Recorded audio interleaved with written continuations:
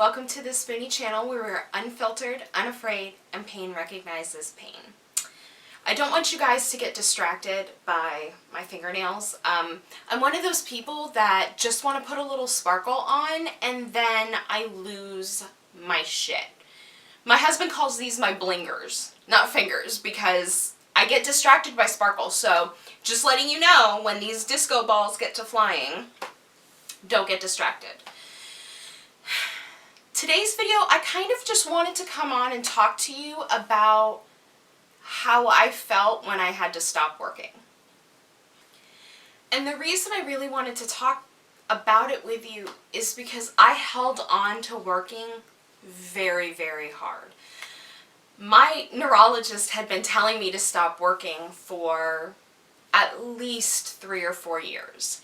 And I just held on to it. My worth was through work. I have issues where my worth is through what I can do for others. So if I wasn't bringing money into the house, if I can't provide dinner, if I can't do the laundry, if I can't do all of these things, then I feel worthless. And that's exactly how I felt.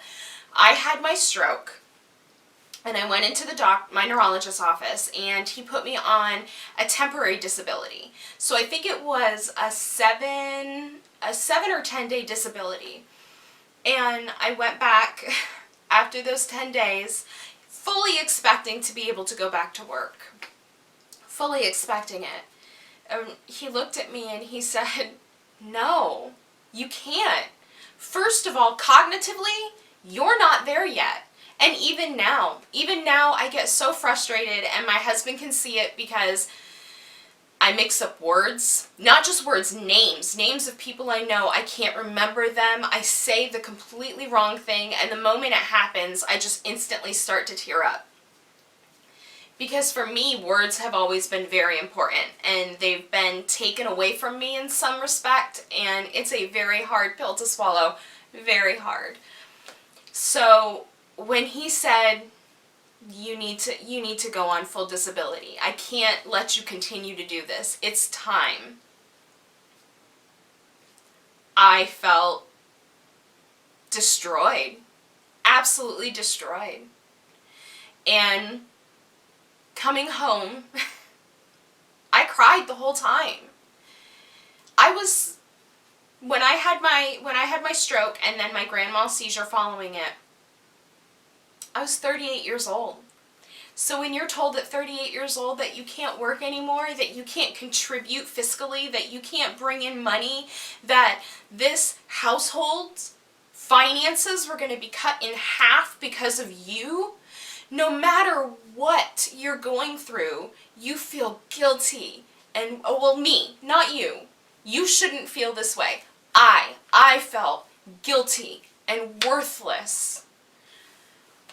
And lost, absolutely lost, because my husband had already started taking over some household chores so that I could continue to work. I wasn't doing the dishes anymore. I wasn't cooking as much anymore. I wasn't doing the laundry anymore. So now I had work taken away from me. And I was lost. So I immediately started to do those things again. I immediately pushed my way back into the kitchen, pushed my way back into doing laundry. All these things that I shouldn't be doing anyway. And it took me a year. We're at a year right now to kind of, almost, maybe sort of reconcile. It's still not there, and it's hard. And part of what makes it even harder, and I need to apologize. I need to apologize because I looked at Social Security so negatively. I did. And it wasn't a judgment of people on Social Security. It was just, it was almost a dirty word to me. And now I've been fighting for a year to try to get Social Security, to try to bring in finances for my household. And I truly, truly, truly get that this government has to weed out people who want assistance and don't need assistance. I get that. I was a paralegal. One of my good friends is a judicial assistant to a judge who heard Social Security cases. I do get it. But a year to have somebody, and I haven't even gotten it yet. I'm waiting for a hearing. I've been denied 3 times. 3 times I've been denied.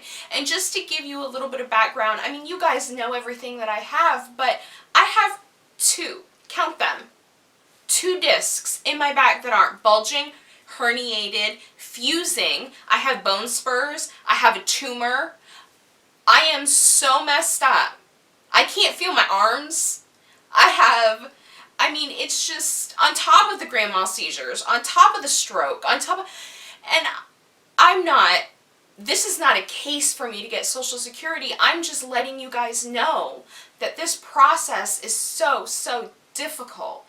So on top of feeling worthless because I can't work, now we're waiting and waiting and waiting and waiting for Social Security, waiting and struggling. And all I can think of is all these people who can't get by, who can't do it. And trust me, we are not getting by easily. We are scraping by. We are.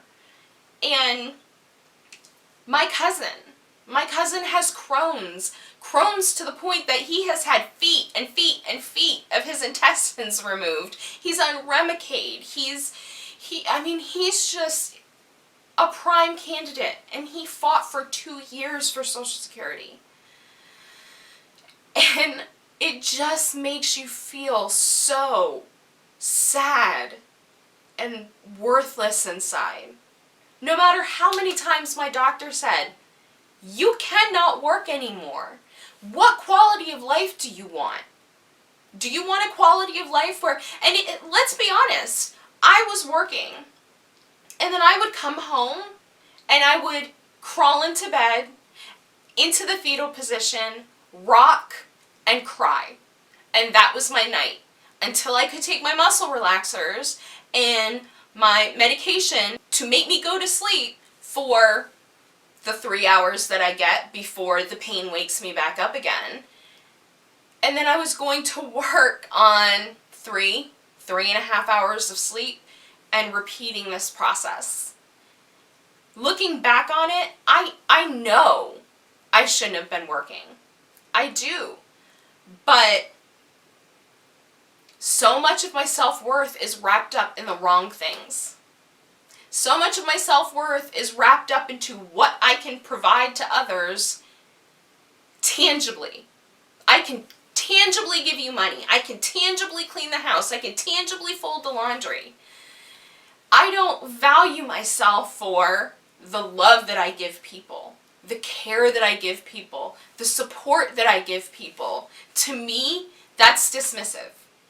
I can just dismiss that. Everybody should do that. So it was a very, very, very dark, very rough time for me. And I just want to let you know, 1, to be prepared for a very long process if you have to go through Social Security. But 2, your worth is not about what you can give tangibly. Your worth is about what you can give from your heart and from your mind and from your soul. The brightness, the light, the sunshine that you bring into other people's lives. And I lost that, and I was wrong. So, I know it's a short video, but I wanted to let you know. I wanted to let you know. And, as always, my friends, pain recognizes pain, and I see you. I love you guys.